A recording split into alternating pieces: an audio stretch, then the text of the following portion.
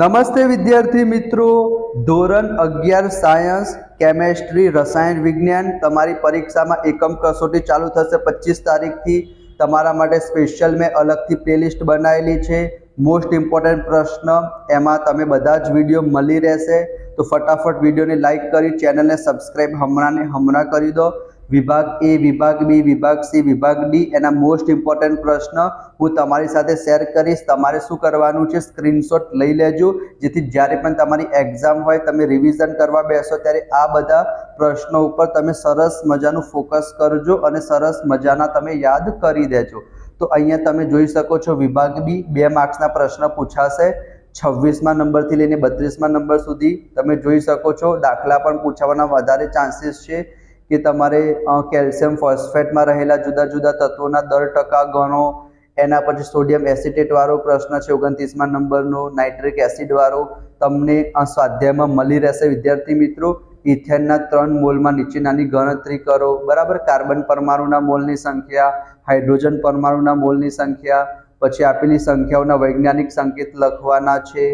કેટલા અર્થસૂચક અંગ છે 35મો તમે જોઈ શકો છો। 36મો પણ તમે વિદ્યાર્થી મિત્રો જોઈ શકો છો, મેંગેનીઝ ડાયોક્સાઇડ વાળો તમે સ્ક્રીનશોટ લઈ લેજો વિદ્યાર્થી મિત્રો। એના પછી સમાંગ વિસમાંગ મિશ્રણનો તફાવત, મિશ્રણ સંયોજનનો તફાવત, ચોકસાઈ અને પરિશુદ્ધિ ઉદાહરણ આપી સમજાવવાનું છે। ગેલ્યુસેકનો વાયુમય કદનો નિયમ, મોલર દરની વ્યાખ્યા, બરાબર। આ 5માંથી એક પ્રશ્ન તો 100% તમારી પરીક્ષામાં પૂછાશે। આ વિભાગ બી ના પ્રશ્નો કીધા। એના પછી જો વિભાગ સી ની વાત કરીએ તો વિભાગ સી માં તમે જોઈ શકો છો કે 36 ગ્રામ પાણીમાં 4 ગ્રામ NaOH સોડિયમ હાઇડ્રોક્સાઇડ ઓગાળેલું હોય તો મોલન શોધવાનું છે, મોલારિટી શોધવાની છે, બરાબર। મોલારિટી વાળા પ્રશ્ન પૂછાઈ શકે છે। 42, 43 ઝીંક વાળો પ્રશ્ન છે। એના પછી 44 તમે જોઈ શકો છો, 45મો પ્રશ્ન, 46મો પ્રશ્ન, ઉત્પન્ન થયેલ કાર્બન ડાયોક્સાઇડનું પ્રમાણ તમારે ગણવાનું છે। મિથેનોલની ઘનતા આપેલી છે, તો તમારે દ્રાવણ બનાવવા માટે કેટલું કદ જોઈશે, વોલ્યુમ શોધવાનું છે।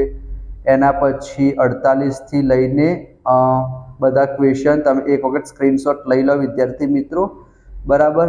અને આ 54મો 55મો એ બંનેમાંથી એક પ્રશ્ન પૂછાશે કે નિશ્ચિત પ્રમાણનો નિયમ લખો, ડાલ્ટનના પરમાણ્વીય સિદ્ધાંતની મુખ્ય મુદ્દા, અને ગુણક પ્રમાણનો નિયમ, અને ગેલ્યુસેકનો વાયુમય કદનો નિયમ। આ વિભાગ સી। અને વિભાગ ડીમાં 5 માર્ક્સના પ્રશ્નો પૂછાશે, તો એમાં વિદ્યાર્થી મિત્રો આ 4-5 પ્રશ્નો છે, બરાબર। તમે સ્ક્રીનશોટ લઈ લેજો, સ્વાધ્યાયમાં મળી જશે વિદ્યાર્થી મિત્રો તમને। બીજા બધા પ્રશ્નો છે પણ આના ઉપર તમારે સૌથી વધારે ફોકસ કરવાનું છે કે આનામાંથી પૂછવાના સૌથી વધારે ચાન્સીસ છે, એના માટે 56, 57, 58, 59 અને 60 નંબર મોલારિટી શોધવાની છે। અને જો વિભાગ એ ની વાત કરીએ તો વિભાગ એમાં પણ તમે જોઈ શકો છો વિદ્યાર્થી મિત્રો, આપેલ સંખ્યાને વૈજ્ઞાનિક સંકેતમાં લખો। નીચેનામાંથી શેમાં સૌથી વધારે સંખ્યામાં પરમાણુઓ હશે? Au, સોડિયમ, લિથિયમ, ક્લોરીન, બરાબર। Au એટલે શું થશે? સોનું થશે ને, અને Ag એટલે ચાંદી થાય, બરાબર। તો અહીંયા તમે જોઈ શકો છો, સ્ક્રીનશોટ તમે લઈ લેજો। 1 થી 9 પ્રશ્ન છે અને આ 10 થી લઈને 19 સુધી। મોલારિટીની વ્યાખ્યા, મોલાલિટીની વ્યાખ્યા, સમાંગ મિશ્રણ, વિસમાંગ મિશ્રણ, નાઇટ્રોજનના એક પરમાણુનો ગ્રામમાં દર, પાણીના એક અણુનું ગ્રામમાં દર, 2 દિવસમાં કેટલી સેકન્ડ થાય, બરાબર। આ પ્રમાણે તમે ક્વેશ્ચન જોઈ શકો છો કે એઇડ્સના દર્દીની સારવાર માટે કયું ઔષધ છે, ઓઝોનના ક્ષયન માટે જવાબદાર રેફ્રિજરન્ટ લખો, કયું વાક્ય ખોટું છે, બરાબર। એવોગ્રેડો સિદ્ધાંત, ગુણક પ્રમાણનો નિયમ, આ બધા વિભાગ એના ઇમ્પોર્ટન્ટ પ્રશ્ન છે। સ્ક્રીનશોટ તમે લઈ લીધું હશે, બરાબર।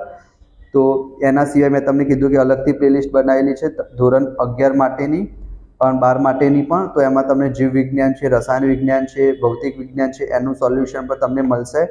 આની PDF પણ વિદ્યાર્થી મિત્રો તમને મળશે। સ્ક્રીનશોટ તમે લઈ લીધા હશે તો PDFની જરૂર નથી, તો વિડીયોને લાઇક કરજો, ચેનલને સબસ્ક્રાઇબ કરજો, દોસ્તો સાથે શેર કરજો। મળીશું નેક્સ્ટ વિડીયોમાં, ત્યાં સુધી જય Shri Krishna, Radhe Krishna, thank you so much.